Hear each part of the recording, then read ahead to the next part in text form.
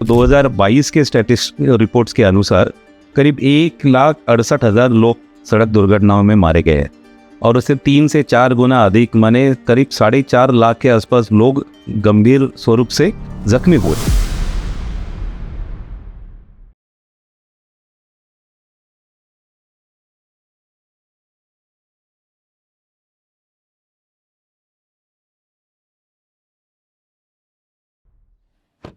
Road safety के बारे में हम अक्सर बात करते हैं और इसके बारे में काफ़ी चर्चा भी होती है, लेकिन हम में से कितने ऐसे लोग हैं जो आगे बढ़कर इस बारे में कुछ करने का हौसला रखते हैं। हिंडई मोटर इंडिया के साथ गियरफिक जुड़ा हुआ है be the better guy road safety initiative में, और आज हम एक ऐसे ऑर्गेनाइजेशन के बारे में बात करने वाले हैं जो रोड सेफ्टी को लेकर बहुत सीरियस है और कई सालों से इन्होंने काफ़ी सारे प्रोग्राम्स किए हैं जिससे कि रोड सेफ्टी की ज़रूरत जो है, जो इसका इम्पोर्टेंस है, ये लोगों को पता चले। यूनाइटेड वे मुंबई वो गेम चेंजर है जिसने रोड सेफ्टी को लेकर सोसाइटी में एक बदलाव लाया है। तो चलिए यूनाइटेड वे मुंबई के ऑफिस में चलते हैं और उनसे समझते हैं कि ये गेम चेंजर की भूमिका वो किस तरह से निभाते हैं।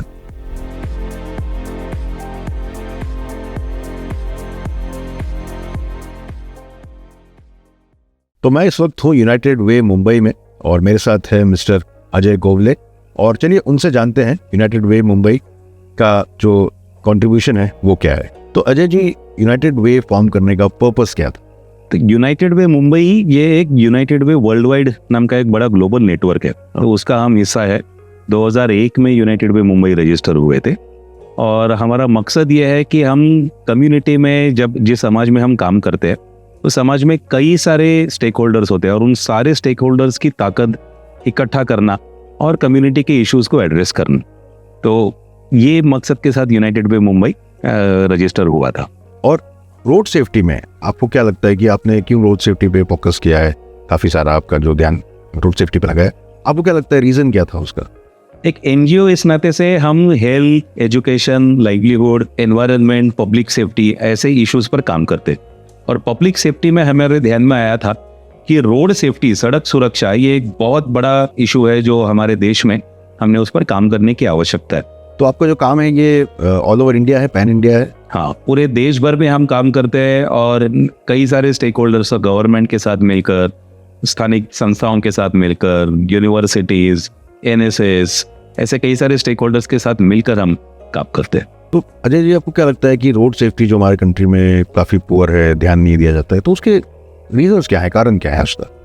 नरेंद्र जी, इसको समझना है तो सेफ सिस्टम्स अप्रोच दुनिया में एक माना जाता है कि अगर सड़क सुरक्षा की समस्या समझती है तो हमारे पास सेफ रोड यूजर्स होने चाहिए, सेफ व्हीकल्स होनी चाहिए, गाड़ियों की भी क्षमता अच्छी होनी चाहिए, एनफोर्समेंट उसके लिए स्ट्रांग होना ज़रूरी है, और पोस्ट क्रैश केयर रिस्पॉन्स की सड़क दुर्घटनाएं तो होंगे, हादसे तो होंगे, लेकिन वो हादसे होने के बाद जो दुर्घटनाग्रस्त है उन्हें सही समय पर मेडिकल मदद मिलना, ये एक ज़रूरी होता है। तो ये ऐसे कई सारे एस्पेक्ट्स ध्यान में लेकर काम करना ज़रूरी है। लोग जो सड़क इस्तेमाल करते हैं, भले वो मोटरिस्ट हो या वो पैदल चलने वाले पादचारी हो, पेडेस्ट्रियन हो, अगर उन्हें सही तरीके से कैसे रोड इस्तेमाल करना है, सही तरीके से अपने वाहन को कैसे चलाना है, इसका अगर ज्ञान बहुत अच्छे तरीके से नहीं होगा, इसका अगर स्केल बहुत अच्छे तरीके से नहीं होगा, तब जाकर सड़क दुर्घटना होती है। अपने देश में अगर सड़क दुर्घटनाओं के अगर स्टैटिस्टिक्स हम देखने जाएंगे तो 2022 के स्टैटिस्टिक्स रिपोर्ट्स के अनुसार करीब 1,68,000 लोग सड़क दुर्घटनाओं में मारे गए हैं और उससे 3 से 4 गुना अधिक माने करीब 4.5 लाख के आसपास लोग गंभीर स्वरूप से जख्मी हुए। तो बहुत हाई नंबर है, ये बहुत बड़ा नंबर है। इसमें थोड़ा सा अगर इंटरेस्टिंग और बुरी और बात थोड़ा ध्यान में आए ऐसे देखना है तो इन स्टैटिस्टिक्स में करीब 1,21,000 लोग जो मारे गए हैं वो 45 साल की उम्र के नीचे के हैं, 18 से 45 साल, और ये सबसे ज्यादा प्रोडक्टिव एज ग्रुप माना जाता है जिसके लोग सड़क दुर्घटना जैसे समस्या की वजह से मारे जाते हैं। तो इस चीज में यूनाइटेड वे किस तरह से कंट्रीब्यूट कर रहा है, स्पेशली जो यूथ के बारे में बात किया, जेन जी जिसे कहते हैं, उन्हें एजुकेट करने में या उन्हें इस चीज में इन्वॉल्व करने में किस तरह से यूनाइटेड वे काम कर रहा है?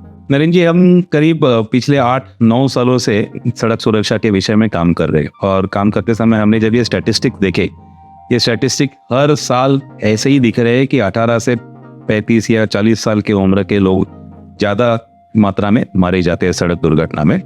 हमने इसे और थोड़ा आगे जाकर समझा तो करीब ये भी एक ध्यान में आया कि इन यंगस्टर्स में मारे जाने वालों की संख्या 2 व्हीलर राइडर्स की ज़्यादा है। तो एक फेटल कॉम्बिनेशन बन जाता है, आप यूथ हो और आप 2 व्हीलर राइडर हो तो हम इस स्टैटिस्टिक का हिस्सा बनने की संभावना बढ़ जाती है। और इसीलिए हम 2 व्हीलर सेफ्टी इस विषय को लेकर बहुत बड़े पैमाने पर कॉलेज यूथ, RTOs जहाँ पर लर्नर लाइसेंस, नए लाइसेंस लेने के लिए आते हैं, ऐसे जगह पर हम जो अब नया पद्धति से या जो अब नए से 2 व्हीलर चलाने जाएंगे, ऐसे यंगस्टर्स को हम टारगेट कर उन्हें रोड सेफ्टी का ट्रेनिंग देने के लिए हम काम करते आए। ऐसा देखा जाता है कि 2 व्हीलर ज्यादातर हमारे यहाँ पर लोग जो सीखते हैं वो किसी इनफॉर्मल सोर्सेस से सीखते हैं। हाँ। दोस्त या बड़े भाई, बड़ी बहन, इनसे हम सीखते हैं जी। तो दिक्कत ये होती है कि हम सही टेक्निक, उसके सही स्किल्स सीखने की संभावना और कम हो जाती है। और बिल्कुल इससे होता ये है कि अगर आप 2 व्हीलर भी सही नहीं चलाएं तो उससे बाकी जो रोड यूजर्स हैं वो भी अफेक्ट होते हैं। 4 व्हीलर ड्राइवर भी अफेक्ट होगा, कोई और गाड़ी का ड्राइवर या फिर पेडेस्ट्रियन भी अफेक्ट होगा। So it affects everyone. Correct. And in an economy like ours, 2 wheeler is one of the most affordable mode of commute, mode of transport. And इसलिए पिछले कई सालों से जैसे 2 व्हीलर एक्सीडेंट्स की संख्या बढ़ती हुई दिखाई देती है, उसी के साथ 2 व्हीलर के सेल्स भी बढ़ते हुए दिखाई दे रहे हैं। तो ये एक ग्रोइंग कंसर्न बन सकता है अगर हम सही तरीके से लोगों को एजुकेट नहीं करें। तो इसलिए एक हमने ऐसा ध्यान में लिया कि 2 व्हीलर के साथ कई सारी चीज़ें एसोसिएटेड होती है। जब यूथ 2 व्हीलर की तरफ अट्रैक्ट होता है तो उससे लेके एडवेंचर, उससे लेके थ्रिल और ईज ऑफ कम्यूट, ये कई सारे फैक्टर्स की वजह से लोग 2 व्हीलर प्रेफर करते हैं। लेकिन अगर हमें इन यूथ को जाकर एजुकेट करना है कि नहीं, आप बाइक सही तरीके से चलाइए, जिम्मेदारी के साथ चलाइए, तो एक बोरिंग तरीके से हम उन्हें नहीं एक्सप्लेन कर सकते। हमने उनको उनकी ही भाषा में जैसे अट्रैक्टिव लगे ऐसी भाषा में ये समझाना ज़रूरी होता है। तो इसलिए हम हमारे जो ट्रेनर्स हैं वो ट्रेनर्स अगर आप देखेंगे तो यूनाइटेड वे के सारे ट्रेनर्स 30-35 साल के कम उम्र के हैं जो उनके साथ उनकी ही भाषा बात कर सकते हैं। कई सारे ट्रेनर्स उसमें से खुद प्रोफेशनल बाइक राइडर्स हैं। तो जब हम ट्रेनिंग्स के लिए जाते हैं तो कॉलेजेस में हम उनको केवल क्लासरूम पावर पॉइंट ट्रेनिंग नहीं देते। हमारे ट्रेनर्स साथ में सुपर बाइक्स या रॉयल एनफील्ड या बेनेली या ऐसे KTM ऐसे बाइक के मॉडल साथ में लेके जाते हैं जिनसे वो रिलेट कर पाए। लेकिन हमारा ट्रेनर जब वो बाइक पर डेमोन्स्ट्रेशन देगा तब वो खुद सारे राइडिंग गियर्स पहनकर उस पर बैठेगा। तो वो बताएगा कि मेरे पास ये सुपर बाइक है, लेकिन इस पर बैठने से पहले न केवल हेलमेट बट बाकी सारे राइडिंग गियर, सेफ्टी गियर्स पहनकर ही मैं उस पर बैठता हूँ। तो उसका इम्पोर्टेंस उनको समझाना, तो ये यूथ के साथ काम करते समय हम उन्हें थियरी समझाते हैं, हम उन्हें एक्सीडेंट्स की वजहों से होती है वो उन्हें समझाते हैं, और साथ ही में उनको हम एक्चुअल बाइक पर डेमोन्स्ट्रेशन देकर वो भी दिखाते हैं कि बाइक पर बैठने का तरीका क्या होता है, पोस्चर कैसा होना चाहिए, मिरर्स कैसे इस्तेमाल करनी चाहिए, बहुत जरूरी है, ये चीजें दिखाते हैं। दूसरा एक हमने देखा कि अगर इन यूथ को कुछ कॉन्सेप्ट्स हमको समझानी है कि जैसे ड्रंकन राइडिंग, ये एक बहुत बड़ा प्रॉब्लम हमारे देश में है कि उसकी कॉन्सिक्वेंसेस क्या हो सकते हैं, कि क्यों हमें अल्कोहल या ड्रग्स के इन्फ्लुएंस के अंदर गाड़ी नहीं चलानी चाहिए। तो ये सिखाने के लिए हम कुछ एक्सपीरियंशियल लर्निंग टेक्निक्स यूज करते हैं कि केवल हम उन्हें स्टैटिस्टिक्स दिखाए, थियरी बताए कि गलत है, यूथ नहीं मानने वाले। तो हम ड्रंकन गॉगल्स यूज करते हैं। ये गॉगल्स ऐसी है, ये गॉगल पहनने के बाद आपको हेजी दिखेगा, थोड़ा सा हेजी दिखेगा, विजन ब्लर कैसे होती है कि जब आप अल्कोहल इन्फ्लुएंस में आए तो आपको कैसे लगेगा। और वो पहनकर हम उन्हें कहते हैं कि आप एक सीधी लाइन में चल के दिखाइए, या फ्लोर पर हमने कॉइन फेंका, वो कॉइन उठा के दिखाइए। और जब उन्हें ध्यान में आता है कि ऐसे सिंपल टास्क्स उनके लिए मुश्किल बन जाते हैं। एक्सीलेंट। तो आप मतलब बिल्कुल प्रैक्टिकली आपको उनको बता रहे हैं कि ये हो सकता है। ये वो एक्सपीरियंस करके वो समझते हैं कि अच्छा, अब इतने इन्फ्लुएंस में मैं गाड़ी तो पक्का नहीं चला सकता। तो ये हम उन्हें दिखाते हैं। जैसे डिस्ट्रैक्टेड राइडिंग या डिस्ट्रैक्टेड रोड यूसेज, ये यंगस्टर्स को लेके एक और कि मोबाइल फोन का यूज करते करते हम बाइक चलाएंगे या सड़क पर चलेंगे, पेडेस्ट्रियंस भी वैसे चलेंगे। तो वो डिस्ट्रैक्टेड रोड यूसेज कैसे अवॉइड करना चाहिए, तो हम सिंपल गेम जैसे pass the loop through a wire, कि बाइक के शेप का हमने एक वायर बनाया हुआ है और उससे हम लोगों को कहते हैं कि आप ये लूप आप उससे पास करिए, और वो करते करते उनको कहते हैं या तो आप एक मोबाइल फोन में आप एक टेक्स्ट मैसेज पढ़िए, पढ़ते पढ़ते उसको पास करिए, या दोस्त को कहते हैं कि आप उस कन्वर्सेशन में एंगेज करिए। और इसको पास करिए। जब वो नहीं कर पाते, उन्हें ध्यान में आता है कि एक बाइक चलाना ही जैसा मल्टीटास्किंग काम मैं बिना डिस्ट्रैक्शन के ही ठीक से कर सकूंगा। That's great to hear. और मैं समझता हूँ कि आप जो जिस तरह से जेन जी पे फोकस कर रहे हैं ऑन टू व्हीलर्स, तो ये बात अगर उनके जहन में रजिस्टर हो जाती है, तो ये जब मैच्योर हो जाएंगे, आज टू व्हीलर चला रहे हैं, कल फोर व्हीलर चलाएंगे, तो ये बात हमेशा इनके जहन में रहेगी। And even when they are driving on the road, तो इस बात का ध्यान। इसमें एक चैलेंज हमें ध्यान में आता है नरेंद्र जी की रोड सेफ्टी के बिहेवियर चेंज के साथ एसोसिएटेड है जी। ये केवल नॉलेज होना कि हेलमेट पहनना जरूरी है या नहीं, ये तो सबको पता होता है कि हेलमेट पहनना जरूरी है, नहीं पहनेंगे तो फाइन लगेगा।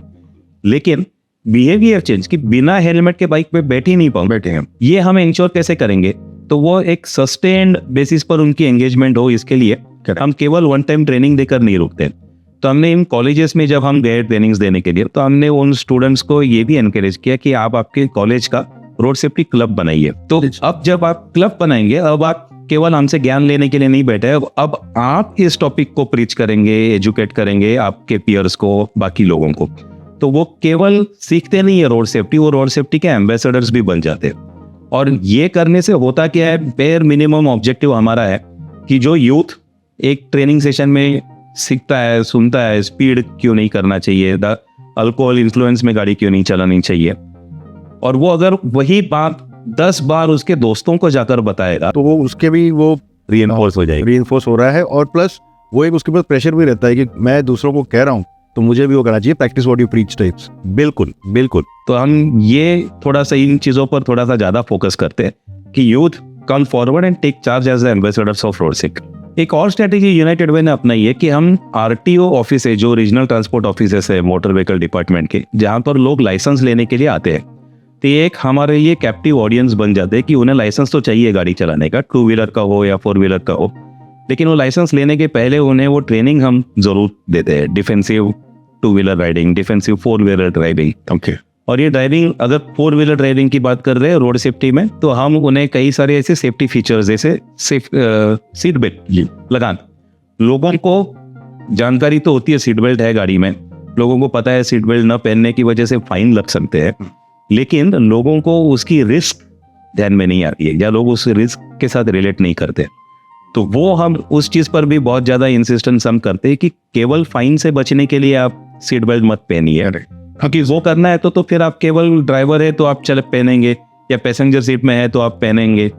अगर रियर सीट के लिए फाइन नहीं करेंगे तो आप नहीं पहनेंगे सीट बेल्ट। और लोगों का ये भी मानना है कई लोगों का कि सीट बेल्ट तो खैर हाईवे पे ज्यादा काम में आता है, सिटी में स्लो स्पीड्स पे उसकी क्या जरूरत है, तो वो आई थिंक रीइंफोर्स करना जरूरी है। इसमें कुछ फैक्ट्स, साइंटिफिक फैक्ट्स हम ट्रेनिंग्स में लोगों को बताते हैं कि फॉर एग्जांपल अगर हम 30 किलोमीटर स्पीड में भी अगर गाड़ी चला रहे हैं, जो सिटी रोड्स में करीब करीब ऐसे ही स्पीड में गाड़ी चलाते हैं, काइनेटिक एनर्जी की कॉन्सेप्ट क्या है कि आपका बॉडी वेट और आपकी गाड़ी का मोशन की वजह से जो स्पीड मिला है, जो कॉम्बिनेशन होता है, ये कॉम्बिनेशन जो फेटल कॉम्बिनेशन हो सकता है। और उससे क्या हो सकता है, ये उनको वीडियोस के तरीके से दिखाकर लोगों को हम सेंसिटाइज करते हैं कि आप भले ही सिटी रोड्स में हो, हाईवे रोड्स पे हो, आप गाड़ी में किसी भी जगह पर बैठे हो, आपको सीट बेल्ट लगाकर अपने आप को रिस्ट्रेन करना बहुत जरूरी है।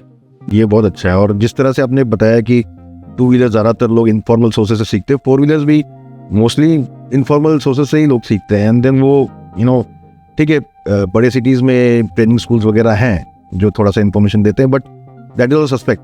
नरेंद्र जी, अनफॉर्चुनेटली उसमें भी जहाँ पर हम फॉर्मल ट्रेनिंग लेने भी जाते हैं जी, वहाँ पर फोकस दिया जाता है कि आप गाड़ी चला सकते हैं और गाड़ी रोक सकते हैं कि नहीं। हाँ, आप गाड़ी मूव कर सकते, एब्सोल्यूट। और यही चीजों की टेस्ट भी ली जाती है कि आप गाड़ी चला सकते हैं ना, बस। क्योंकि हमारी ब्रेक क्लच आपको पता है, बस, क्योंकि हमारी गाड़ी की चलाने की ड्राइविंग टेस्ट भी जो होती है वो कंट्रोल्ड एनवायरनमेंट में हो, रियल ट्रैफिक सिनेरियो में नहीं होती है। तो how do you respond to other road users, how do you be courteous to the other road users, आप रोड सेफ्टी रूल्स फॉलो करते हैं कि नहीं करते हैं। किसी वेदर, एक्सट्रीम वेदर कंडीशन, अब बारिश का मौसम है, बारिश के मौसम में आप गाड़ी चला रहे तो आपको क्या क्या चीजें सावधानियां रखनी चाहिए। तो ये सारी चीजें लोग करते करते सीखते हैं, गलतियां करके सीखते हैं। तो इस चीज को रोकने के लिए हम ये डिफेंसिव ड्राइविंग ट्रेनिंग पर जो बहुत ज्यादा जोर देते हैं। हमारे देश में मोटर व्हीकल एक्ट जो है, उसके तहत हमेशा से ही ये कानून रहा है कि फोर व्हीलर में जितने भी लोग बैठे हैं, ड्राइवर हो या पैसेंजर सीट में हो, रियर सीट्स में हो, ये सारों ने सीट बेल्ट लगाकर सेफली बैठना चाहिए। लेकिन इसके बारे में जानकारी, अवेयरनेस, जागरूकता लोगों में कम है। कम अधिक प्रमाण में अलग अलग तरीके से पुलिस उसको एनफोर्स कर दिए। पुलिस केवल फाइन करेंगे ड्राइवर्स को या पुलिस केवल फाइन करेंगे पैसेंजर्स को। इसीलिए लोगों को लगता है रियर सीट में, पीछे की सीट में सीट बेल्ट पहनना ज़रूरी नहीं है। लेकिन हम रोड सेफ्टी प्रैक्टिशनर्स, एनजीओज जब भी लोगों से इंटरेक्ट करते हैं तो हम उन्हें ये कहते हैं कि आप शायद कानून से बच सकते हैं या पुलिस से बच सकते हैं, यमराज किसी को नहीं बख्शता। तो जब सड़क दुर्घटना होती है तो ड्राइवर छोड़ के बाकी सारे लोग जो गाड़ी में बैठे हैं वो कम सावध होते हैं, कम अलर्ट होते हैं। उन्हें थोड़ा देरी से पता चलता है कि अब हादसा होने वाला है, लेकिन ड्राइवर थोड़ा तो रिलेटिवली अलर्ट होता है। और गाड़ी के सारे लोगों को काइनेटिक एनर्जी का अगर हम रूल अप्लाई करें, फिजिक्स का रूल अप्लाई करें, तो सारे लोगों को कम अधिक मात्रा में रिस्क होती है और ये लाइफ टेकिंग रिस्क होती है। So don't just be the better guy, but help the others around you be better guys also.